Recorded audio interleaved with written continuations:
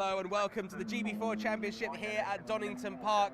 Now it's a lovely day here on the border of Leicestershire, Nottinghamshire and Derbyshire. However, last time at Silverstone, the Saturday was torrential rain, and in fact the racing got cancelled, which means the first race this weekend is actually the first race from Silverstone a few weeks ago. And Lewis McGlade, our commentator, is here to talk us through just the technicals of this, because you know some of the new drivers we've got on the grid, some of the drivers that are returning from the first round at Oulton Park won't be able to compete, and we've got a new driver on the grid who won't be able to race until tomorrow, and there's tyres and there's everything to discuss. Yeah, obviously it's effectively like a delayed round 4, so it's still classified as round 4 in the standings. Effectively what's going to happen, it's going to be the qualifying order from Silverstone, so the only drivers that are eligible from this race are those that did the qualifying, that were eligible for the race back in Silverstone. So anyone new, they're not eligible for this race. Each driver is given an extra half set of tyres, so extra 2 tyres per car, and that's going to help them through the weekend. So they do this race and then effectively it's back to normal. Excellent stuff. So yeah, this first race will be the first race of the weekend and the first race from a few weekends ago. It will also be preceded by the first race here at Donington later on today. Does that make sense? I think it just about makes sense. There were 2 exciting races though back at Silverstone on the Sunday, and let's just remind ourselves what happened. After round 4 on Saturday was cancelled due to wet weather conditions, highlights from round 5 of the GB4 Championship partnered by the BRDC would get underway with drama on the start. Konzo as a staller on the grid, he would drop to the rear of the field along with Hotchins, big wheel spin on the race start. Tom Mills though from pole position would hold on to the race lead into the first corner. Colin Queen from the front row of the grid would drop back behind Cooper Webster, and Fairbairn was on the attack trying to get his KMR sport car up into 3rd position. As they head through Maggots Beckers and Chapel, Colin Queen was just able to hang on in his Vortec car to 3rd position, but there was drama behind as Lee would spin around in his Evans GP car and would come to a stop and would unfortunately retire from the race. Dylan Hotchin as well having a couple of problems. His front wing came off going through Maggots Beckers and Chapel. He would rejoin at Chapel without the front wing and have to struggle his way back around the circuit, also with some slightly wet tyres. Colin Queen was attacking for the podium, going down the inside, grabbing 2nd position from Cooper Webster, the number 62, making its way through with a great move into Stowe. They all came short of this driver though. Tom Mills out of the final corner, up towards the line to take his 2nd victory of the season, his 4th overall in GB4, ahead of Colin Queen and Cooper Webster. And after this, it would be on to the reverse grid race where it was all Vortec on the front row of the grid. Once again, Jason Konzo having struggles on start, as was Dylan Hotchin at the back of the field. Sid Smith had a fantastic launch from 3rd position, but unfortunately Ruhan Alba completely misjudged where Sid Smith was going through the middle, and unfortunately Sid Smith would be out of the race with a front left broken suspension. A very big shame for a driver that had an excellent start to this race and was thinking about higher aspirations. Harry Reynolds was sending one around the outside of Ruhan Alba as they head down towards the Stowe corner. Fairbairn as well having to deal with a little bit of pressure from behind. Reynolds would go around the outside to take over the race lead, and then McNeely down the inside of Fairbairn, getting squeezed off just a touch on the exit of Abbey. He would straight line it, same with Konzo as well, going over the runoff on the left-hand side. Lee would go for a spin, would come to a stop, and would unfortunately stall the car. This would bring a safety car out in the race, and once we got back racing, Reynolds was leading from Alva and from Fairbairn in what was a very tight race for the podium. Tom Mills was straight around the outside of his teammate in the KMR Sport squad, and the 21 would take over the 3rd position on the podium. Fairbairn dropping back into the clutches of Cooper Webster, and once Webster went for a move around the outside of Luffield, Fairbairn misjudged it slightly, the pair of them making contact out into the gravel trap, and Webster out into the barrier. Once he'd hit the barrier and came to a stop, his car was stationary. The safety car would have to come out again. The race would restart just at the end as Harry Reynolds would come out the final corner and take his first victory in the GB4 Championship ahead of Ruhan Alba and Tom Mills. Championship standings then after a couple of weekends of racing. Tom Mills at the top and a race winner around the Donington Park circuit, the first of 2 visits to here. He's ahead of Liam McNeely and Harry Reynolds, who's become a recent race winner in the championship, ahead of Colin Queen, Fairbairn, Webster, Irfan, Burgoyne, Clifford and Kilcarney down towards the back end of the top 10. But Mills, with all of that work to do, he's got a comfortable margin and just needs to focus on holding it. For those behind in the championship, you've got Ruhan Alva, Jason Konzo, who's no longer with us in the championship after a decent effort back in Silverstone, Dylan Hotchin, Sid Smith, Christian Lester and Thomas Lee, the 16 drivers that have taken part in GB4 so far. Well, I'm now here in the garages with the other man you heard on the highlights just there, Piers Pryor, and after 2 exceptional races at Silverstone, we're back at Silverstone technically for this first race, And it's a very unique situation, isn't it? Because, you know, the drivers have prepared for Silverstone back then. It didn't happen. They've been doing all their sim practice for Donington, and now the race is happening. It's just very confusing. Yeah, it's a bit confusing and a bit of a unique situation, of course, because of the weather, and, you know, Lewis has just gone through all the ins and outs of that. But the drivers are just going to have to get on with it. It's a bit of a strange situation that some of the drivers will be racing in this first one, and then some other drivers will join in for Donington race number 1 later. But yeah, the drivers are just going to go out there, race their best as possible, and hopefully have a good weekend on another lovely day here in at Donington Park. Well, I guess the good thing is that the drivers will have prepared for Donington, so, you know, there'll be drivers out there that love Silverstone and wish they got an extra race at Silverstone, but that's just how it is. Tom Mills will start on pole position, Colin Queen second, with Cooper Webster starting P3.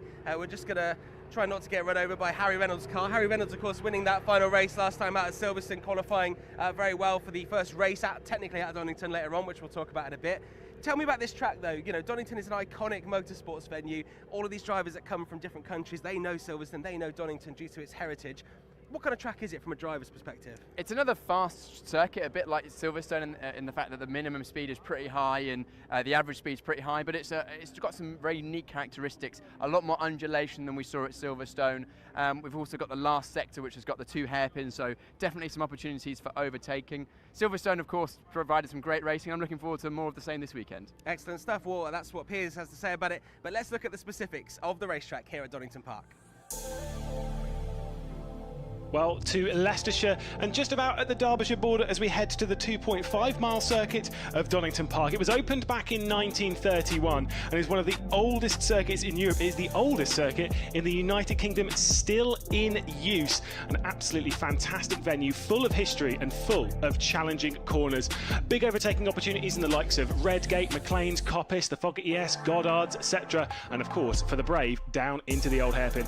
The Wheatcroft Straight is the start-finish straight up towards Redgate and then down this enormous hill, 2.5 miles in length, but so much elevation. You get a real good look of it here as we come down the hill, through the craners, through the old hairpin, and then we begin that climb all the way up through Starkey's Bridge, Schwantz Curve, up towards McLean's. It is a fantastic circuit for racing and certainly one that will challenge all of our drivers this weekend.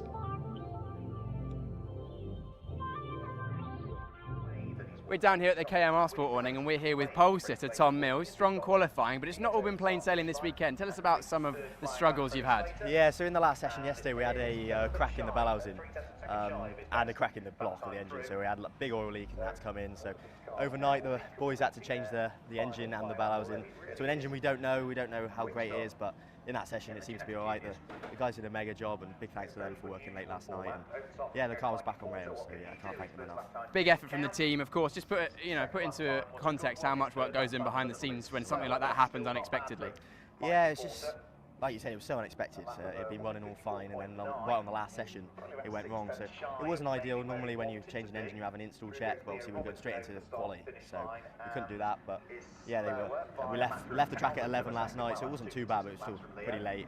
And there's so much change, we weren't sure whether we'd make it, whether we'd have any issues. But yeah, unfortunately, at the end of that session, we had a push rod bend for some reason, so I didn't manage to finish the session. And it was a shame because I was just gone purple on that lap. I'd just gone purple on that lap when it let go of the old hairpin. So yeah, only the 1 pole from this session, but still the pace is there. And it's not just the time and the effort from the boys, but also it's, we know you run on a budget here at KMR Sport. It must be quite expensive as well. Yeah, we're only just here for this round, so knowing that for the next one I'll need to buy an engine and the bell housing, it's really going against me. So I don't know if I'll be back. It's another nail in the coffin really of the season. It's a long season, and to have issues like this early really, it's really not ideal. So yeah, it's not good when we're also on a budget. Yeah, of course, but the car clearly went well in qualifying for Donington Race 1, but John caught up with Colin Queen, who's second on the grid. Let's hear from them. So Colin, this is a very unique position. It's the first race of the weekend. It's the first of 2 first races of the weekend. And this is actually the first race of a few weekends ago at Silverstone, but we're actually at Donington. Does that make sense? No, not really, but it is how it is. It's good that it turned out to be this early on for the makeup race. So yeah, no, we're looking forward to it, definitely. The team and I have done a really good job, and it's unfortunate that we didn't get the race in the rain in race 1 back at Silverstone, but yeah, we'll see how we can do. Well, you start on the front row of the grid, P2 for this race, so it's not a bad position to be. Obviously, you know, good weather as well, and you've shown some great pace in the testing days so far this week. Yeah, definitely. You know, we basically just building throughout the last 2 days. So, no, we're in a good position at the moment, and you know, we're hoping for some wins this weekend. So, yeah, P2 is not a bad place to start. Not at all, not at all. And it was obviously, you know, a good weekend for you at Silverstone with a second and a fourth as well. So, you know, coming into this weekend, you get into grips with this GB4 car with this third race weekend now. So you must be hoping for more of the same. Definitely, yeah. It's just, you know, as I said before, building every single session really. And you know, the more I get used to it with the car, just finding those very fine details on the track. You know, the more capable I will be in the races and the more consistent I'll be. So yeah, that's what we're looking for this weekend and in this race. How important here at Donington is the qualifying and getting the track position from the very start? Yeah, it's very important. You know, the draft will be very important. Is very important quality, and you know, there's a lot of places to overtake, and but you know, you want to be out front as always. So yeah, no, it's quite, you know, how you want it as a driver. You can want to be out front and drive away, or you want to, you know, stay a little bit back and play the long game in the race. Looking at, you know, things away from the track, I know you've been very, very busy with school, and you're kind of in a unique position because you're doing it remotely with an 8-hour time difference. Yeah, no, it's a bit hectic at the moment. It's the last couple of weeks of school, and you know, we have a couple of, you know, these two races in the very short time frame. So it's a bit hectic at the moment, but you know, I'll be fine.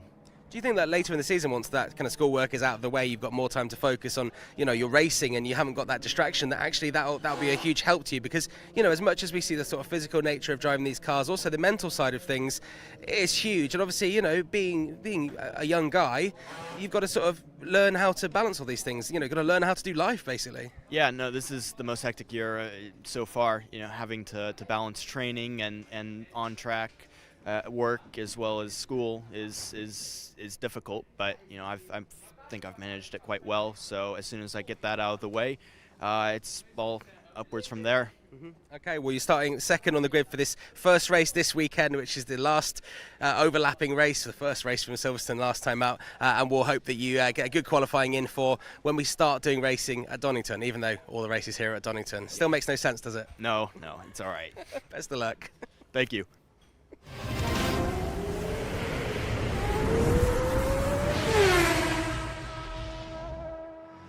So Caitlin, you're here supporting Dylan all the time, but you're actually a bit more involved than just being a sister.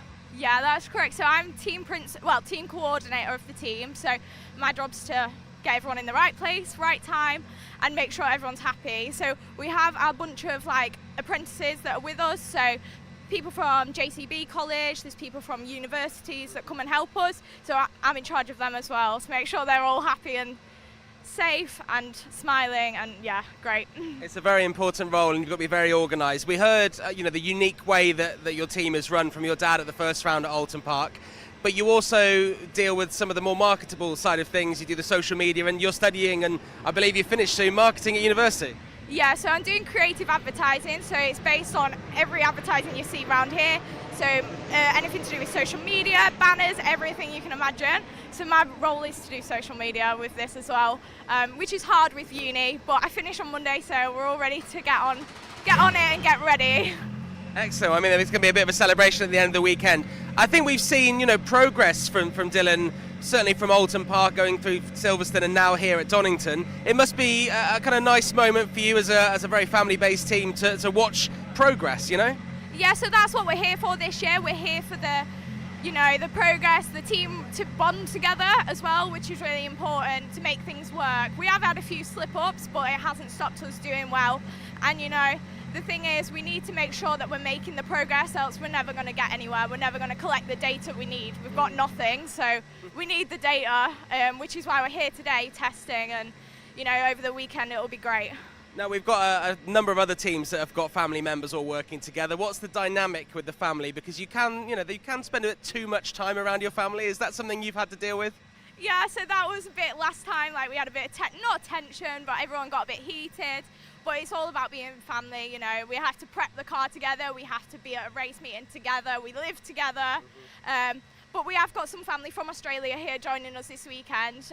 They've made their trip here to come and watch, so yeah, I'm sure they'll be really excited to see, and I'm sure everyone will see them around the paddock as well. Yeah, well, they've chosen a great weekend, some great weather ahead here at Donington.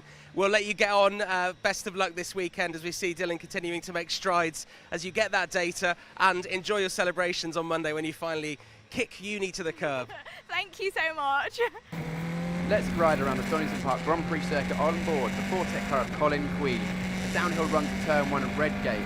Using all of the road on the left-hand side, you'll see he uses the pit exit to open up the entry. Down to 4th gear, quite a fast apex here, and watch out for track limits on the exit, as we now have a long run down to the old hairpin, through Hollywood on the right, just staying right, trying to minimise any steering input, left to the Prana curves, keep it left, to open up the entry into the old hairpin very fast, down just 1 gear, all the curve on the entry, all the curve on the exit. We now rise up through Starkeys, over to the right-hand side, just setting ourselves up through Schwantz for a good entry into McLean's. McLean's is off camber and on the crest of a hill, so it can often push you wide, as we've seen Colin's done that time. Then using all the curve on the left-hand side to open up Coppice Corner. This is a long exit here, so trying not to run too wide. And now we have the long run down past the exhibition centre. All we have to think about now is the braking point for Fogarty, which is a very, very fast and bumpy chicane.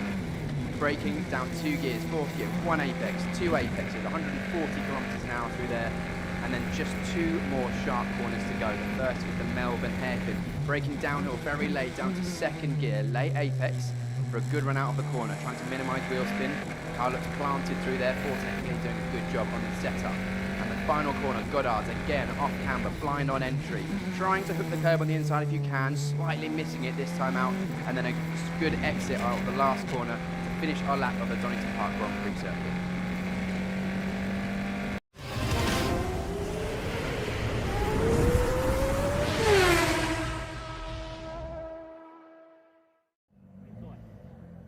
Well, it's nice to have a nice lit up assembly area. There was a marshal just waving behind our cameraman Ben there. I don't know if we're standing in potentially a really bad place, but there we go, we'll just roll with it.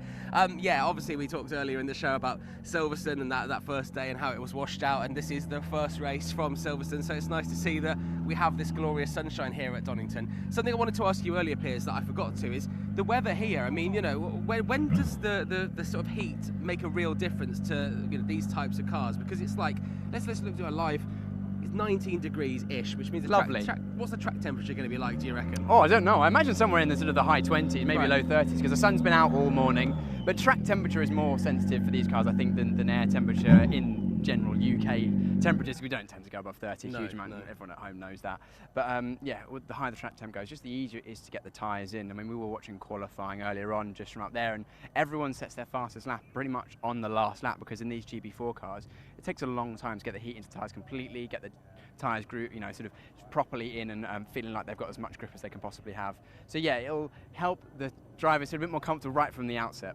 Yeah, we heard from Colin Queen, keep calling him McQueen. I'll get there. Colin Queen earlier on, and you were watching with me on the balcony for qualifying, and actually you were saying that you can kind of tell who's going to put in a good lap from how they approached the first turn here at Donington, and Colin was one of the drivers that looked, you know, pretty much on the money there, and it reflected, you know, with him doing well in qualifying. Obviously, you know, this qualifying here is from Silverstone, but certainly around this track, he's, you know, one of the drivers who's looking pretty good, starting P2 behind Tom Mills. Yeah, of course, Colin's been fast at the previous rounds, but we had a nice vantage point over the entry to Redgate, and you can see the attitude of the cars going through the corner. Redgate's quite a unique corner in a certain way, because there's not many corners which are sort of over 90, almost sort of like a hairpin, but it's a very long radius, so the minimum speed is pretty high. I mean, they're only going down 2 gears from 6th to 4th, I believe, some of the drivers through Redgate, but you know, you carry too much speed in there, it's easy to either understeer through the middle or oversteer, and trying to get the braking completely perfect is such a fine art. And normally if you can get that corner right, it shows that you're in tune with the car and the circuit. And it looked like Colin Queen was fast as well also, of course, got there in the end, Tom Mills, who ended up with the overall pole position, so he'll be pretty happy with that too. Yeah, definitely. So, just to clarify, the grid here was set from Silverstone, but obviously we're racing here at Donington. It's a little bit confusing. Yes. I'm going to walk behind you, Piers. We're going to go over here to Liam McNeely and see if we can have a quick word with him, because yesterday, we watched the practice on a Friday, and he had a pretty big shunt, which actually ended the last practice session. So we'll just see if he wants to have a quick word with me. How are you doing today? Everything good with the car after what happened yesterday? Yeah, I mean, we had a bit of a failure yesterday. I mean, component failure. So, yeah, the boys have done a mega job to sort of get the car back ready, and yeah, we should be hoping to move forward in today's race. And you're feeling good about how things are going here at Donington so far after a couple of days of testing? Yeah, I mean, our pace has been good. So, yeah, I mean, quali was a bit of a, yeah, I mean, it wasn't the best, and yeah, I hope to build on that and hopefully go forward in the races. Absolutely, and obviously with this being the first technical race from Silverstone, what's your plan going into that first corner? I mean, I just want to keep it clean, and hopefully I can get through the first corner unscathed, and yeah, hopefully put some moves in and see if they work out. Perfect stuff. We'll let you carry on there, and under your umbrella, Liam McNeely there with Fox Motorsport, and Dad Paul just behind looking on very intently. I mean, should we grab a word with him? Yeah, looks like he wants to chat to us. I'll let you stand there. We saw yesterday that the little incident that he had towards the end of that session. In fact, I think it ended the session. He says the car's all good. It must be a worrying moment as a team boss, but also as a parent. Yeah, it was a bit of a shock. Luckily, we had a friend who was on the corner taking some photos, so he was quickly on the phone and said that Liam had gone off. He's out of the car and he was totally fine. So that was a bit of a relief, but yeah, it's always a bit of a shock and a bit of a worry when the red flags come out and you want to make sure all the drivers are safe. Yeah, and to be fair, you were there very, very quickly on your scooter, yeah. So nice to know everyth's all good. We just heard the whistle, so we'll let you get on.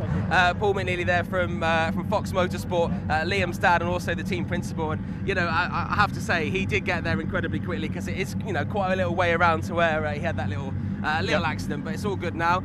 And well, the cars are about to go out now, so it's going to be very, very interesting to see what happens with Tom Mills, because Tom Mills' car, as he told you a little bit earlier on, it's had a lot of work done on it. Does that worry you as a driver, Piers, when you have had so much work done to the car that, a tiny little mistake from a mechanic or perhaps even a component failure can ruin the day? Well, Tom's had a lot of work done on the car, but as a driver, you trust your team. You have to. You can't be in the back of your mind thinking, oh, is it going to break down? But of course, we know there's been a few bits and pieces that have been working on the background. He's more probably thinking about, I hope this engine gets to the end of the race, I hope it's all good and has the power, because we saw last year, if everything's not quite set up right, it can definitely hamper your performance. But that's it, all the cars on circuit, all new tyres, so let's see how this race goes. Just before actually, Dylan Hodgins having some issues. Well, it looks like we have some problems behind us here. I was just going to say, before you scoot off, Piers, you've got the power of two wheels to get back to the commentary box. As a driver here at Donington Park, what is going through your mind? If you're on the front row like Colin Queen is, for example, what's your plan going into that first corner? What would you be doing? Well, I think pole position is on the right-hand side, if I'm not correct. It might be moved on the resurfaced circuit over the winter, but you can overtake into the inside and the outside of the circuit. So Colin Queen, if he's on the left, you got to look for going around the outside potentially. Side. Perfect stuff. Well, we're here at Donington Park. This is technically the first round from Silverstone. It all makes sense. Either way, we've got an exciting GB4 race coming up. Let's go racing here at Donington Park.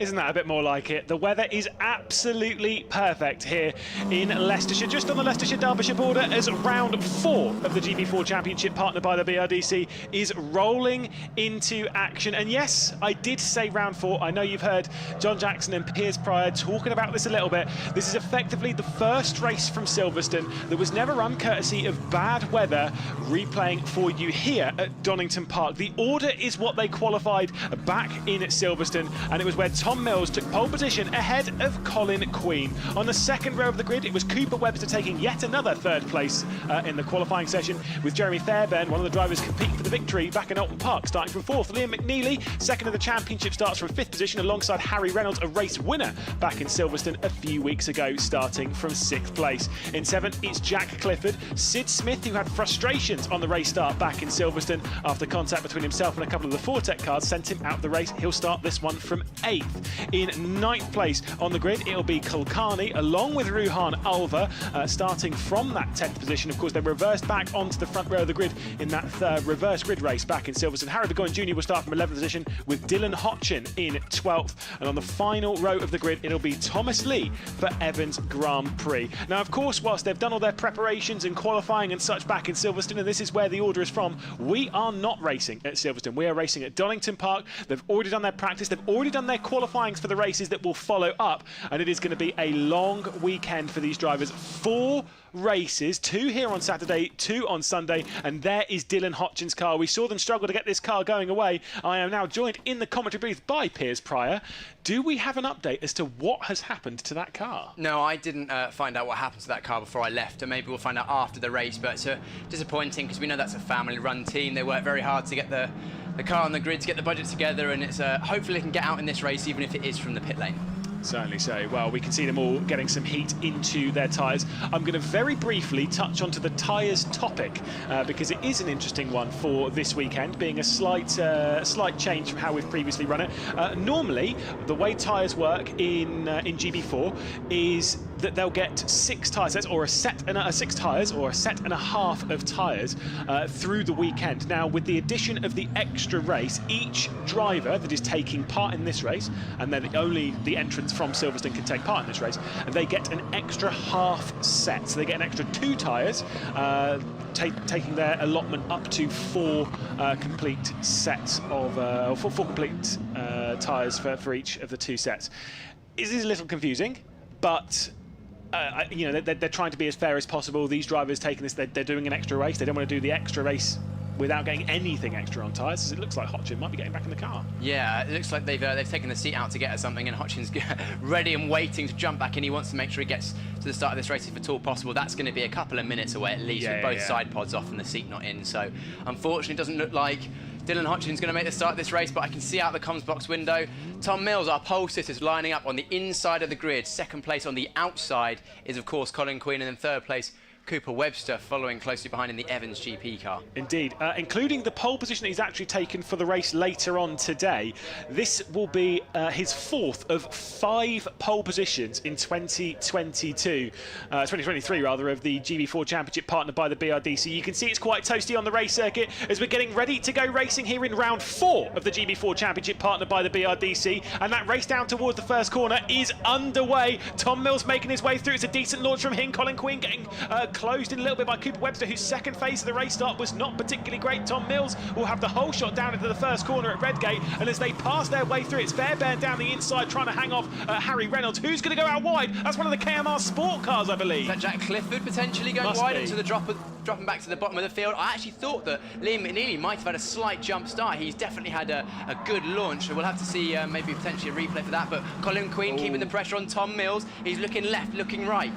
This is looking fantastic for Colin Queen, who will start tomorrow's race in the morning from pole position. He's looking fantastic this weekend. He is trying to put pressure on Tom Mills, the championship leader. He's looking for the up and under. He's looking super fast at the moment. That number 62 red and white Fortec machine going to the outside as they head through Coppice, throwing it through the corner as they head onto the Starkey straight. They're heading down towards Fogarty's now, and it's all about whether that number 37 behind of Cooper Webster can potentially get himself into the mix, whether the 62 can find his way around the outside. Right now he's going to back out of Tom Mills as they head through the Fogarty S. A bit of slide though, but Tom Mills is under an awful lot of pressure. McNeely having a slide through the Fogarty S as well. It will leave him under pressure from the cars behind, but now McQueen looking to the outside. Webster now under pressure from, is that Fairbairn? Yeah, it is.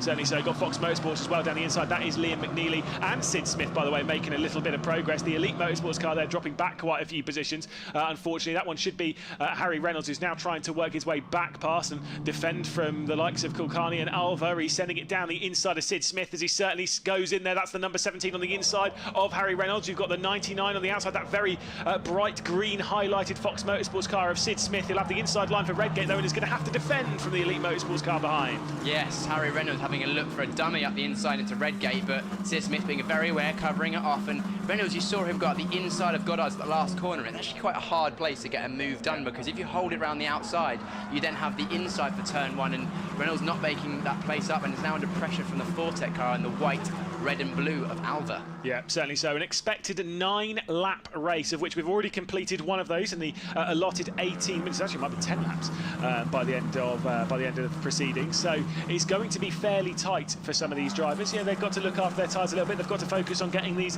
effectively through 4 races throughout this weekend. Of course, taking those switches. However, they want to play the strategy throughout things. You can see in the background there, that's McNeely trying to get past Fairbairn. McNeely on the left-hand side, the number 48 Fox Motorsports car, and already that must have been a brilliant drive off of Coppice, as he's already cleared his way through into 4th position before they get down to the Fogarty S. Yeah, Coppice is actually often a lot easier to overtake on the exit than it is on the entry. It's very short braking, as we see moves in the background. Alva down Kulkarni. Yeah, Alva taking Kulkarni there, and then Kulkarni looking to get back on his teammate, but not quite. And Harry Burgoyne Jr. in the Graham Brunton racing car, the GBR Racing, is looking for another position. Dylan Hodge is now going to join right at the front of the field. He's going to be a lap down, well, a couple of laps down, but he's going to be right in front of our leader, Mills and Queen, so hopefully he stays out of the way so he doesn't interfere with the lead battle. Yeah, I think so. Reynolds has got down the inside of Sid Smith. McNeely got dropped actually back behind as a massive shadow of plane goes over us going into turn 1 here at Redgate. Harry Burgoyne Jr. on the attack as well. So there's been a couple of changes here, and Fairbairn, whilst battling out with McNeely, has lost out roughly 1.5 seconds to Cooper Webster, who's in 3rd position at the moment. 0.8 of a second separates the top, the top 2, and then second back to 3rd position, and then a large gap back to 4th as we're watching this battle for that 4th position. Once again, McNeely on the rear end of Fairbairn as they're wrestling their way through McLean's up towards Coppice. You can see Reynolds defending in the background. He's had to do a fair amount, but he didn't actually have to do too much at Silverstone when he cleared off for a race victory, but I think he might be out wide. Yeah, that was a big slide on the entry to Coppice there from Reynolds, but potentially dropping the wheel on the curb, and that meant that his exit was poor, and he's now under pressure, of course, from Sid Smith, who's just managed to get past, so that would be disappointing for him as we see, Hodgson going wide and going over those curbs. You can see those blue curbs, they are metal and bolted to the track, and if you hit one of those like Hodgson did, it can often damage the floor or even the tub of the car, and it's very uncomfortable as a driver as we're going almost 3 wide into the Melbourne hairpin. Yeah, got to watch out making contact between teammates. Of course, Max Maserati, who is the driver that's doing some coaching for Harry Burgoyne Jr. there in the background of that number 68. He'll remember contact between teammates in that corner. He got sent off by his teammate Megan Gilks in the final race of last year. Now seeing the Fortec cars getting quite close, I'm pretty sure Ollie and Richard Dutton will be watching it through the... I've not actually seen Richard Dutton in the paddock. I've definitely seen Ollie in the paddock area today, as we'll see once again that number 15 that belongs to Kulkarni, sending it down the inside of Alva. These two Fortec cars, they're not separated by very much, are they? No, they were almost inseparable in qualifying this morning for the first Donington race, which is going to be later on today. And again, in the race, they're showing very, very similar pace. The two drivers running the Indian flag on their car. Of course, their teammate, Colin Queen, is actually closing the gap at the front, now down to 7/10. It was as far as almost a second. Queen going fastest in Sector 1 again as we go and look out the inside of McLean's. That is a bold move. That was very scary, because the thing is, as you come out of McLean's, I mean, you'll know this, that the track surface kind of like banks into the inside of McLean's. And as you come out of it, the rise up on the inside can typically push the front end of the car out towards the outside. You get a lot of understeer on the exit, and the ease of car contact through there is Wow. I mean, I've taken a few drivers out. Yeah, in my time on sim racing through that corner. Yeah, McLean's is definitely one of these unique corners where you sort of start the corner uphill and slightly, I don't think it's slightly banked in, but it's uphill. Then as soon as you get to the apex, no, I don't think so.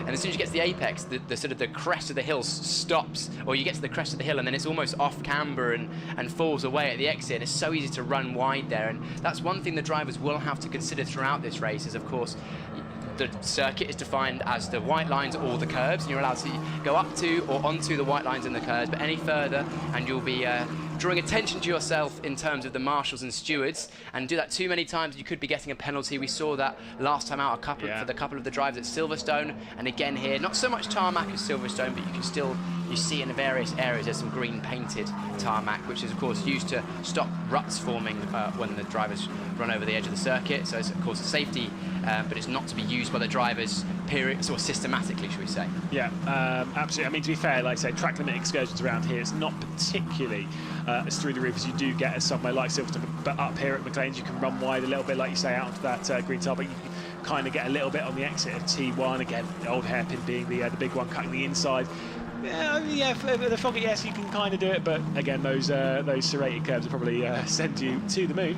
But I will say, the resurfacing job, you pointed this out earlier, that resurfacing job, I've been to Donington more than any other circuit in the UK, and it does look wildly different. Yeah, well, the circuit layout itself is absolutely no different. The cambers and undulations are no different. However, the whole circuit has been resurfaced over the winter, and apparently it's a bit more of a high grip surface, as we're looking at our leader Tom Mills, who's actually closing the gap once again, I think. Yeah, fastest lap of the race from Colin Queen. Yeah. Has actually got that gap down to half a second now. He was fastest in the first sector of anyone, fastest in the second sector of anyone, nearly fastest in the final sector, but actually fastest in the final sector was Cooper Webster. Yeah. This is the, you can see everyone kind of funneling their way through the first corner all the way back down to Clifford, who's all effectively in one train. Again, beautiful seeing them coming down through the Craner curves, through the old hairpin. Tom Mills, he knows how to get races won. He knows how to get it done. He has won plenty of races in his GB4 career, looking to tick off yet another one, but he's got a lot of pressure on his shoulders with 10 minutes left to go in the race. Again, the expected race laps, we'd be talking about 6 from here, or maybe even 5 from here. There's plenty of time to get a move done. It's just about timing it right. And for Queen, who's the inexperienced one in this, how do you time it right against a driver like Tom Mills? I'm sure he's been coached. Well, Tom Mills, of course, we know has got that second-year experience, the only second-year driver this year in the GB4 Championship, and he's been putting that experience to good use, having basically got pole position in every race so far up to this point, and won a lot of them. But Colin Queen, for the Fortec team, of course, won the championship last year with Nick Taylor. We know that car's fast. Colin Queen has been proving that he's got the speed as well, and he's actually applying the pressure once again onto the back of Tom Mills. You can overtake her on Donington Park. Absolutely. We're coming into Redgate, the first corner. He's not close enough this time, but that is potentially the main overtaking opportunity. It's very wide entry there. You can also go around the outside as well if the driver in front, Tom Mills, would go defensive. But you can also overtake potentially into the old hairpin. It's more of an opportunistic move there. McLean's is definitely an opportunity, not really Coppice, but then down into the Fogarty S. We've got a replay going through the Fogarty S here. You can see someone's been through and pulled some gravel on the circuit. And you can see those curbs that you were talking about there, Lewis. Yeah, you can indeed. Obviously, the yellow ones that do get wrestled over quite a bit. Then the blue ones that are on the inside are a little bit higher. They're a little bit more aggressive. I've got to say, I mean, talking about the corners to overtake, obviously you've got the first corner, which is Redgate. You've got that one they've come through there at McLean's. Coppice, you know, particularly on the exit, you could get it done. And then you've got the Melbourne hairpin, which is the penultimate corner, and then Goddard, you can get moves done. If you are brave, you can do it into the old hairpin, or you can do it into the Fogarty S if you're brave. We have seen it done, but it requires skill. It does require, you know, bravery and a bit of gumption, but it requires preparation. Gumption. That's a good word, Lewis. But yes, because if you want to make a move into the Fogarty S, you've got to set it up. Probably even before Coppice, you've got to set up at McLean's, get them defensive into Coppice, so they're slower out of Coppice, they're slower onto the Starkey Straight, they're slower, and that's where you make the move. Well, to be honest, the drivers at the front of this field, they're all racing so close, and the lap times, even the sectors, you know, we're looking at thousands between the sectors. It's always set up 2 or 3 corners before. Very rarely are you just driving and think, I'm going to send it up the inside now. Here we go, lovely slow-mo shot through the Fogarty S. Seeing Colin Queen going slightly wide. there actually hampering his exit. Cooper Webster with a big swapper through there. It's quite bumpy through that chicane, even regardless of the curbs. But yeah, you are almost always setting a move up 2 or 3 corners before. If you see a driver in front, for example, Colin Queen will be studying the back of Tom Mills' car. He'll know if he's made a mistake, probably almost before Tom Mills has, if he's gone a bit wide, if he's had a bit of wheel spin, and you'll be thinking, right, he's made a mistake here. For example, if you made a mistake on the exit of Redgate, you're thinking, right, I can be close down to the old hairpin. If I can force him to defensive, then that will mean I'll have a bad exit out of the old hairpin, and then I can get out the inside of McLean's. But obviously, the speed at which that thought goes through your brain is it all happens in half a second while you're driving. You know, even quicker than I've just explained it. But also, you think that some of the places around here that are obvious overtaking opportunities, like for example the Melbourne hairpin, it's very much a hairpin, a long braking zone, but it's actually downhill and tightens on. You know, you almost go for a late apex. So to send it at the inside, it's so easy to just snatch a brake or brake half a car length too late, and then just got straight back on the exit, and then lose you both time, and then they could both come under pressure from that man we're looking at right now, Cooper Webster in the Evans GP car. You know, he's been setting some fast times. He's actually got the fastest lap of the race that last time out with a 27.6, only a 10th faster than both Mills and Queen in first and second. But yeah, this group is definitely coming together. Yeah, certainly so. Like, there is going to be some forward battle. I have noticed that McNeely's dropped off the back of Fairbairn, so that gap's gone out to over 1.1 seconds. I think McNeely might have overdone the tyres slightly. Is just getting that judgment right. You can kind of see them going into turn 1, as we just saw there, how they get up to the exit of the pit lane. They wait for those bollards, the little things that stick up, to stop, and then they sweep into the exit of pit lane and then throw it through. I love it. I think it looks so good. I do remember GB3 last year in the first visit to Donington, quite a few front wings being lost. I think it was David Morales potentially. Yeah, or was I think so.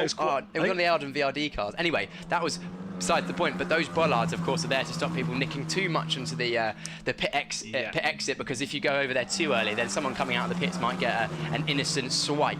But yeah, those drivers, they'll be darting into the pit exit because it opens up the entry to the corner and gives them a shallower angle around turn 1, because of course the less degrees you have to turn through, the less you have to slow the car down. And it looks cool as. It does look cool as, but I think the drivers are less worried about their coolness and more worried about the speed, because I think the coolness kind of comes from the speed, doesn't it, Lewis? Yeah, too right. We'll see if Queen can make his way through at the moment. I know he'll be thinking about what he's being told by his coach. The entirety of the Fortec machine in GB4, they're all coached by Nicholas Taylor, the GB4 champion of 2022, sorting some things out. He's been driving out in Europe and stuff like that. I mean, he's been telling me about some of his plans.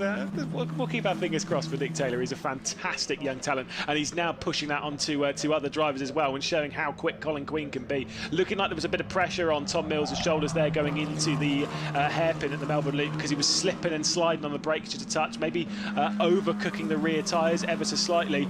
And between the three of these, they are close, but right now there's just not enough separating them. Just too big of a gap for Queen to mount a move, and Tom Mills is doing exactly what he needs to. He's driving fast enough and clean enough and consistently enough that he's not making any mistakes. We've got a replay here. It looks like a car off. That is one of the Fortec cars. That's Kulkarni in the blue highlights, clearly having a spin from further down the field. That was on the exit of McLean's. Easily done. We mentioned that earlier on, that it falls away at the exit. But going back to Tom Mills at the lead of the race, he's doing exactly what he needs to, not making any mistakes, just banging in the lap times, and as long as he doesn't make a mistake, it's going to be hard for Queen to get an overlap. How much, even in this scenario, right, you're under pressure from the car behind, and obviously you're trying to drive as fast as you can, you're slipping, you're sliding your way through like we're just seeing there. We'll see if there's going to be a move here from Colin Queen, if he's going to look down the inside of that number 21, but no, the 62 Fortec machine is going to stay in that second position. How much of your mindset right now, with 3 minutes and 30 seconds left to go, it could be 3 laps left to go in this race based on the time. They're going to cross it with the on the end of the penultimate lap, pretty close. How much is your mindset on tyres right now? You've got 8 tyres to get through 4 races this weekend. Yeah, you can see Tom Mills is actually looking in the mirrors now, I think doing a bit of swerving. This is the most pressure he's been under. The gap now at less than 4 tenths, the closest it's been since the start of the race. But you mentioned about tyres. They've all, in this race, from the first race from Silverstone that has been moved to today, they've got 2 new tyres. So most of the drivers, I believe, took 4 new tyres at the front of the field from what I could see on the grid. But they're definitely thinking, right, I still do have to use these tyres by the end of the weekend. However, it's one of those things that if you've got a good result, like Tom Mills here will not really be thinking about tyres, because you'd rather have so a bird in the hand is better than 2 in the bush, as they say. You'd rather have a win on the board and then think, oh, I'll deal with my tyres later, than think, you know what, I'll save my tyres and then potentially come under more pressure, and then he might go down 2 places with Cooper Webster's there. Someone off at the old hairpin, that is Alva, Ruhan Alva, and you can see him gesticulating to himself, having made a mistake. Let's have a look on the entry here. So Alva just missing the apex slightly and then getting onto the marbles and then taking a bumpy trip through the gravel and grass. Hopefully no damage to the suspension of that car. Looks like the gap at the front is ever so slightly opened out. From Queen to Mills. But look at this first sector from Cooper Webster. Once again, he's flying. He was really catching up there in the final moments, going through the foggy. It's an absolute 3-way duel between a driver, which is in Tom Mills, who's won 4 races in GB4. You've got Colin Queen and Cooper Webster behind, who both have a handful of podiums apiece, both of them getting 2. Colin Queen with a slightly better result in a 2nd place in the previous round at Silverstone, in what should have been the 2nd race of the weekend, what ended up being the 1st race of the weekend. 1 minute and 40 seconds left. This is the penultimate lap of this race. There is still plenty of time. You don't want to overdo it. But do they know it's the penultimate lap of the race? It's such a good question, because with it being a timed race... Yeah. It's hard to work out, because as the drivers, they don't have a lap count, they don't have a timer in their car. They'll just probably eventually race to see the checker flag. Yeah, basically race to see the checker flag, but the teams will be doing the estimation for them, and there's no direct team to driver communication via use of radios. The only communication back to shore, as it were, is via the pit boards, which will be hung over the pit wall. They'll be giving the estimated number of laps. This looks like it is going to be the penultimate lap. I'm sure Tom Mills would have been told that, and so will Colin Queen. So if anything's going to happen, it's going to happen soon. But it looks like Tom Mills actually had a pretty good first couple of sectors, and the gap's opened out to an enormous 4.5 tenths, I reckon. That's huge. But Cooper Webster is still very much there, ready to pick up any pieces if Colin Queen does throw it up the inside. Yeah, for Tom Mills, it's not looking crazy bad, because 2nd in the championship, Liam McNeely back in 5th position. 3rd in the championship, Harry Reynolds, who's back in 6th position. Colin Queen is in 4th position. Cooper Webster is in 6th position in the championship. So he's battling with people that are quite significantly further down in the championship than where he is. So it's a fairly ideal scenario for the number 21 KMR Sport car then. So across the line here at Donington, just 2.5 miles left to go in the opening race of a 4-race spectacular weekend here in Donington Park with beautiful weather around. Can Tom Mills hold on? At the moment, he has done everything perfectly through the race thus far. He's not put a single foot wrong, but neither's Colin Queen and neither has Cooper Webster. Yeah, such is the consistency of their laps that Tom Mills' last lap equalled his own personal best lap of the race to the thousandths of a second. That sort of consistency is what is managing to keep him ahead of Colin Queen, because if Tom Mills made a mistake that cost him 1.5, 2 tenths of a second, which is not much at all, Colin would be right there. But as it stands, I don't think Colin's going to be quite close enough if Tom Mills can get through this final sector of the lap without a mistake. It's been an excellent drive from all 3 of them. Not a huge amount's happened, but it's setting up for a lovely and tasty weekend of racing, because I don't back that all 3 of these can do a whole race weekend without even a small mistake. And then obviously for the next few races this weekend, we do have Earthman in. That is unfortunately Kilcarney, who's had a big issue coming off through the old hairpin. That would end the race regardless. Thankfully, we'll be able to end this one under green flag racing between these 3. Tom Mills goes out a little bit wide coming through the Melbourne hairpin as they head up towards Goddard's in that final corner. I don't believe that Fortec car behind is close enough to try anything. It would have to be a mistake from Tom Mills, but he's too focused, darts it into the apex, hooks it out through the final corner, and round 4 of the GB4 Championship, partnered by the BRDC, goes the way of KMR Sport, and it is a 5th victory in GB4 for Tom Mills as he beats out the likes of Colin Queen and Cooper Webster in a fantastic drive. Fairbairn will cross the line in 4th place with Smith. That actually would be, I think it would be McNeely just having a bit in 5th position there, Reynolds and then Smith. Not sure what's happened there. Is there penalties, post-race time penalties? It looks like that McNeely potentially has. Yeah, McNeely has a 5-second time penalty, as does Reynolds and Kilcarney, who unfortunately hasn't finished the race anyway, but a dominant victory, I say dominant, a very solid victory there for Tom Mills, not putting a foot wrong. Colin Queen pushed him. I don't think he was ever more than a second behind, and Cooper Webster will be very, very happy with, of course, a 3rd place, not far off, with the fastest lap of the race as well. It's also good to see 3 different teams in the top 3 places and 4 different teams represented in the top 5 positions. Yeah, I've got to say, by the way, for Sid Smith, that is a personal best result obviously matching the third race at Alton Park. And I felt bad for Sid Smith at the previous round, as we can see Kulkarni here. We'll take a look at the incident as he comes through, out way too wide going into the old hairpin, way too fast in as well, and just dropped the rear end. Easily done. Yeah, I think he was just pushing a bit hard. He'd made a mistake earlier on in the race, which cost him time, and he's probably just a bit frustrated with the mistake he made earlier on and ended up pushing a bit too hard. So, yeah, a good race. Unfortunate for Kulkarni to finish off in the gravel, but no, great race throughout the field. And again, those time penalties actually hampering a few of the drivers, with McNeely losing out on top 5. His top 5 finish. Yeah, and McNeely being second in the championship, that is a big deal. He will lose second in the champion. No, because Reynolds was the other one who was third in the championship. He got it. They might lose out to Colin Queen, who was fourth in the championship and was 11 points behind coming into it. So they will most likely lose out to him. But they're certainly going to lose some ground in the run-in for second in the championship. But they're obviously trying to focus on how to beat Tom Mills. But right now, he's a difficult man to beat, and you know, the timesheets this weekend. I agree with what Piers, you were saying about the fact of we're in for a barnstorming weekend with the top 3 with Mills, Queen and Webster, Irfan as well in for the next few races. I think we have got an absolute treat here for the weekend. Always love a special weekend when we get to go and do something slightly different, like 4 races. It's fantastic fun, that is for sure. Tom Mills will pull into a spot which he's very much used to now. Like I said, it's his 5th win overall. It's his 3rd win of the year, and he does get to start from another pole position in the race later on today. So yeah, it's all looking on the up. Although Queen is giving him a very good run for his money in the race later on today. Colin Queen, I do believe, will be starting from 2nd position. He certainly will. It'll be his 3rd consecutive second position in qualifying, and then gets to start from pole position in the first race tomorrow, will Colin Queen. So he's being pressured quite a bit by Tom Mills. As you can see, Cooper Webster there on the right hand side. He was sat looking at the top 2 for the entirety of that race, but does get to pick up yet another podium for the Evans Grand Prix team, who for the next race as well, they actually get another driver out in action, as they will enter as a 3-car team. We'll talk about that a little bit more in a bit as we'll head down to John Jackson. Yeah, here just watching Tom Mills celebrating with the rest of the KMR Sport team. So Tom, we heard about all the issues you've had so far this weekend, but still you've gone out there, you've managed to keep your head in the game, and you've managed to fend off an excellent drive from Colin. Yeah, Colin was really fast. He had me under pressure the whole race. I think he was a bit quicker than me, but on the races you're not fast, you've still got to win them. So yeah, I tried my best, stayed out front with no mistakes, and yeah, just a massive thanks to all my team. There's been so much work. I've got a different engine, bad housing, push rod broken qualifying. It's been a really tough weekend so far, but yeah, good starting with a win.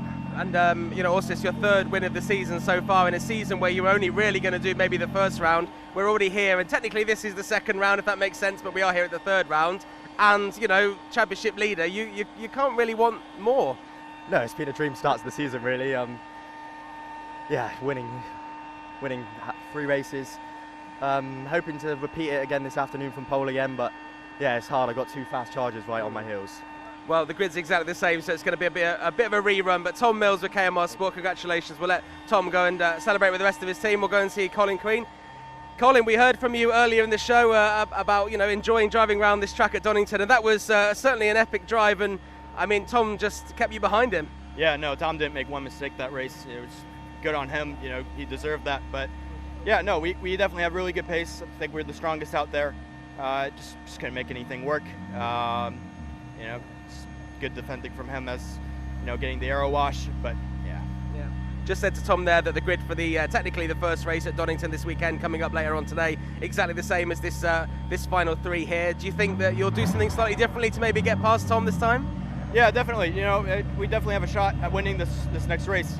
It's all about getting a good launch off the line, and hopefully just getting the lead by lap 1 or so. But yeah, no, it was a good race, good drive from me. I tried my best, but just couldn't make it work out. Yeah, fantastic drive. Colin Queen there with Forte. We'll let you go and get your trophy as well, and we'll come over here and see Cooper Webster, who was actually very, very quick towards the end there. I think he got the fastest snap.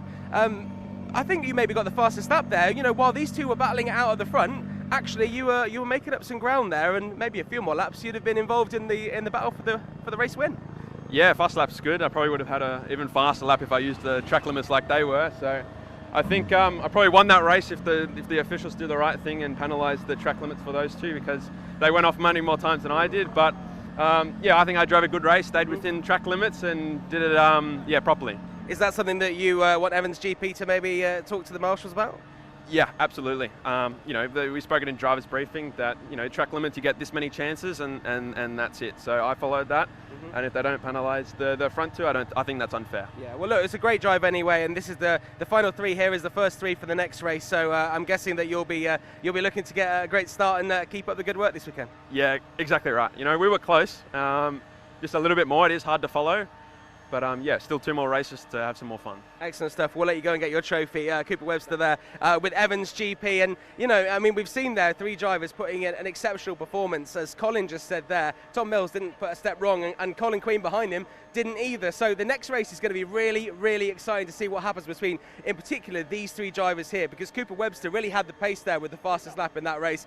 So, you know, I feel like he can really be involved in the battle for the race win there. But that was the first race from Silverstone. Just to make sure you're clear with this, we will have the first race from Donington coming up a little bit later after the podium and after we chat to some more of the drivers. That will be at around about 5:20. So make sure you're just aware of that, because the race times can change slightly. So I think if you tune in at 5:20, exactly where you're watching right now, that'll give you enough time to make sure that any changes, you don't miss any of the action. There looks like they're ready now for the podium. So Lewis McGlade will talk you through it. Yes, indeed. Yeah, very interesting to hear there from Cooper Webster, who was not particularly pleased about the driving of the 2 ahead of him, and potentially thinking that there might be some repercussions post-race. We did see some post-race penalties, well, rather it was during the race, for McNeely, for Reynolds and for Kulkarni, so we'll have to wait and see if there's anything for Queen and Mills.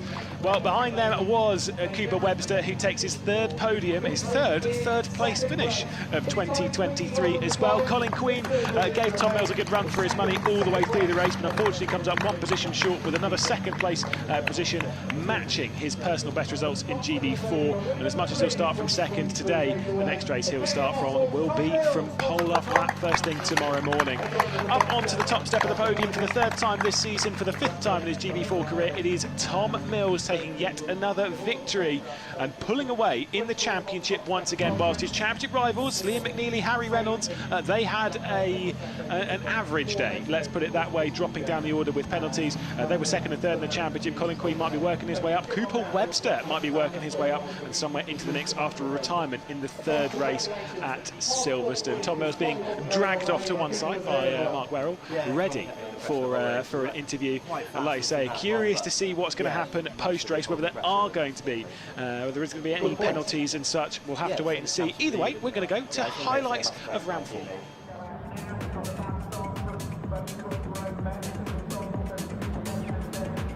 And that race down towards the 1st corner, he was fending off Colin Queen. Fantastic.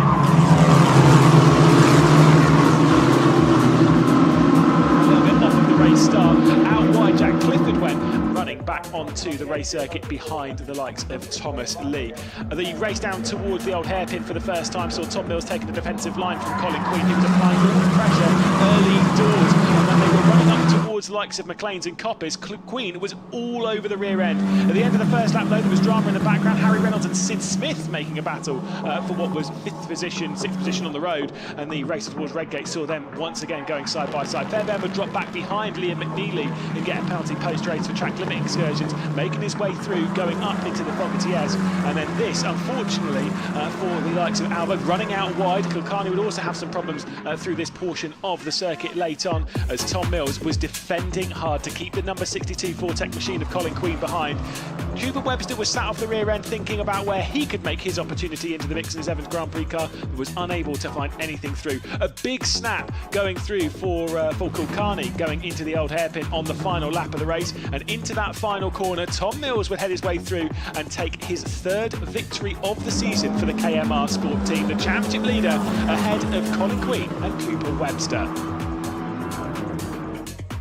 once again, a brilliant drive for Tom Mills, taking another victory, showing us how it is done, and once again, extending a little bit on his championship lead. We'll take a look at very provisional results of the race in just a second's time. But obviously, Tom Mills taking that victory ahead of Colin Queen and Cooper Webster. A pair of them racking up yet more podiums ahead of Fairbairn and Smith. Smith getting his personal best result, a joint personal best result from his season. McNeely, Burgoyne Jr., Clifford, Reynolds and Alva rounding out the top 10, with Kulkarni, Lee and Hotchin rounding out the field.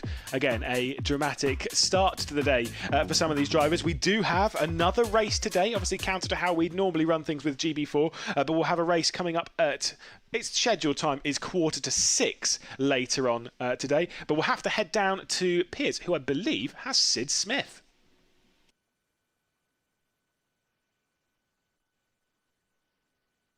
Motorsport team. Sid, that was a pretty strong result for you. I believe 6th on the road, but 5th after, unfortunately, your teammate Liam got a track limits penalty. Just talk to us about your race. Well, yeah, it was obviously starting 8th, which was from Silverstone, which we thought did an all right job, but we felt like we could have gone faster and could have been up the order. So had a good start. I reckon it wasn't my best, but definitely wasn't my worst.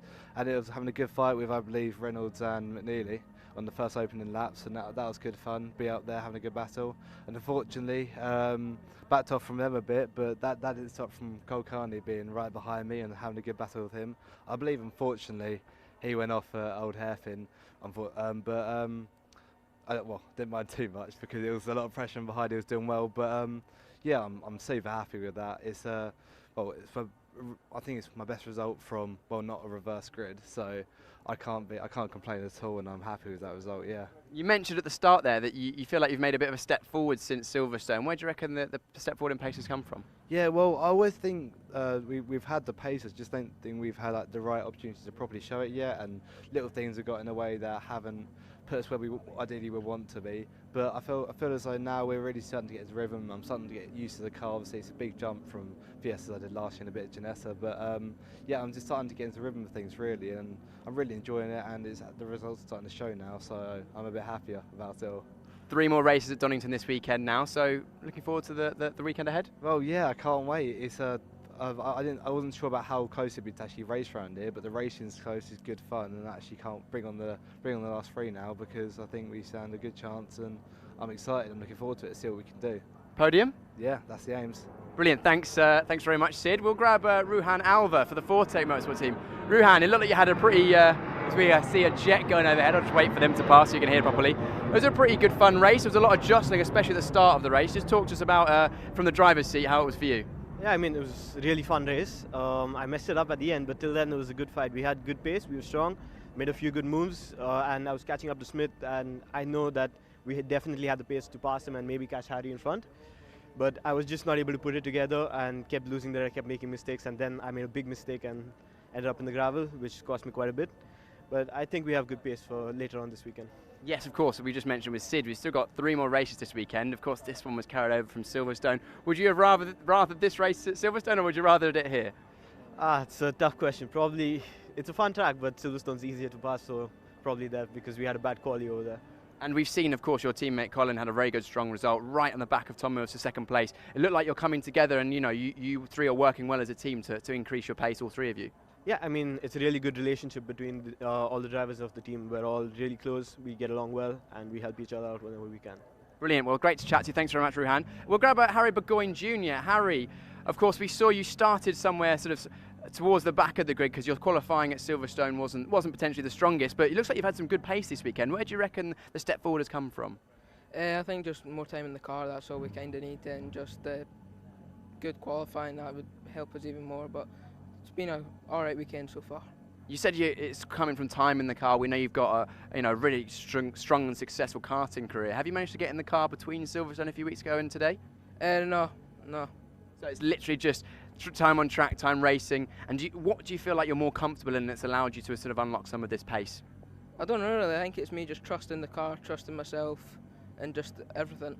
And what do you find the biggest differences between driving karts and these cars have been for you so far at this still fairly early stage in the season? It's just like a bigger thing to drive. It's much more harder to control if it goes on a slide or something. Brilliant. Well, good luck in the rest of the race this weekend. Still 3 more to go. And we've got Jeremy Fairbairn as well. Jeremy, a strong race for you. That was would you say that was a good race for you? Yeah, P4 wasn't exactly the result we were going for, but, you know, we'll take it. Good points. Good points. And, of course, Tom Mills right at the front. We know he's very experienced. And, of course, is managed to win the race. A great job from the team. Do you think, like, the team are moving forward? It seems like you're getting more and more settled with the car as a whole group. Yeah, absolutely. The team's doing great. Very happy with them. Just unfortunately didn't have the pace for the top 3 today, but we'll just get that little last bit of time that we can find, and we'll be there. Where do you reckon that time is? Do you know where you can find it? A little bit in the setup, a little bit driving. When you talk to us about the driving, give us a bit more for the viewers at home. What could you do differently? I tend to push the car a little too hard. I tend to overdrive sometimes, which I can calm down on. This car doesn't like to be overdriven, as many know, but a little bit with the setup as well. And what about driving this car, the GB4 car at Donington Park? It's another fast circuit, but quite different in its characteristics to Silverstone. Yeah, very hilly, very fast track for sure. It's a lot of fun. And what's the key to getting a good lap time around here? Just keep your head down, don't overdrive, and get the exits, prioritize the exits. Prioritise the exits. Well, still 3 more races, so we'll look forward to seeing how you get on. And we've also got a teammate, Jack Clifford, as well. Jack, we spoke to you briefly before the race, I believe. That was a pretty tough one. We saw you had a little bit of an excursion on the first lap. Talk to us about what happened there. Yeah, well, it all started at the start. So when we pull first gear, when the boards come out and the lights come on, when the clutch was on the floor, because of the heat today, the clutch started to take up. And of course, when the throttle is flat on the floor for the start, it was rolling off the box, and to avoid a penalty, hit the brakes and then went back to full throttle, and that made the start really, really slow. And then because the warm-up lap was so grippy, I tried to compensate for the bad start breaking into turn 1 and just overcooked it. Hey, it's one of those, and a part of the learning experience. We spoke to your dad, and the reason you came over here, I remember him saying, was the fact that you want to learn so much. Feels like you're learning a lot in a very short amount of time. Yeah, it's the steepest learning curve over here. So at least we get 1 more race today, which is good. Move up the grid a little bit more, but yeah, that race is in the past now. I know what happened, so we'll push for the next one. Definitely in the past, of course. You learn from all your mistakes. What are you looking forward to for the rest of this weekend? Seeing our progress, how we develop from race to race to race. Now that we've got 3 races left, keen to see how much I develop from here now and then Sunday night. Of course. Well, Jack, thank you so much. Not Jack. Yes, Jack. I'll get some confused. So many names. Thank you so much for chatting to us. We'll catch up with you later on. We'll see how you get on. Do you remember my name? No. Is it Jack Johnson? Jack Johnson, yeah, we got Lucas McGlide also on commentary as well. You know what, I don't think we maybe saw as many overtakes as we're maybe used to in GB4, but I think given how hard Colin was pushing Tom Mills there, that was, you know, a pretty entertaining race, because if Tom Mills made 1 mistake, I feel like Colin Queen would have had him. We mentioned that in the comms box, John, exactly what you just said. It's so close at the front. I mean, every single sector of every single lap, they were lapping within, you know, not even tenths, it was hundredths of a second. And, you know, Colin Queen, it shows how close it is when you can get within 3 tenths and you still can't make a move. But we heard from a couple of the drivers just then, the dirty air, the small amount of aerodynamics they've got for the front wings, it means that, you know, getting that last tenth or so is so difficult unless the driver in front makes a mistake. But, you know, they're all driving at such a high level that it's hard to do. But I'm definitely thinking that as the weekend goes on, everyone will get a bit more confident, and then some moves will come out. Now, you won't have heard this because it was over on the in the Parc Ferme area, but Cooper Webster not very happy at all with the first 2 drivers saying that they were exceeding track limits. As a driver yourself, did you see anything on the coverage that you felt was maybe pushing it a bit too far? Because there were some penalties. I know Liam nearly got a penalty for track limits. Yeah, of course, the penalties will only come in from what is called, and the marshals do as best they can to call out any drivers exceeding track limits. There are some sensors, I believe, out here at Donington Park, so if you run wide in certain corners, I believe Redgate, I think McLean's as well, they have some sensors. If you drive over it, a picture will get taken. So it depends where you do it. But it's also one of those where there's actually been a bulletin released to all MSUK race licence holders just in the last week that the regulations will change as of the 1st of June, which means that no longer can you put the outside edge of your tyre over the white line in the curb. From the 1st of June, it will be you have to be on the curb, you can't go over. Got you. So that's not enforced yet, so you're still allowed to just strip the outside of your wheel over the curb. But if you are running wide, it's a risky strategy, because yes, you might get away with it, but you might also get a penalty, as we've seen from some of the drivers. So the wind's just picking up here all of a sudden out of nowhere. I was going to say, it's going to be interesting for our next race. Of course, the next race is the first race of the Donington weekend, which means we've got 3 more this weekend, 2 tomorrow, this one later later on today. 5:20 is the time that I recommend you tune in and make sure the stream is ready for you so you don't miss any of the action. I know we've got a lot of international viewers. Obviously, that is UK time, so if you're in Australia or whatever, that's going to be a very early morning. If you're over in the States watching Colin Queen, it might be quite a nice early morning if you're watching any of our American drivers, Jeremy Fairbairn as well. But yes, 5:20 is the time to tune back in. But there we go, another win for Tom Mills in the GB4 Championship. 3 wins for him. He extends his lead at the top of the championship, but Colin Queen is pushing him all the way. We'll see you at 5:20.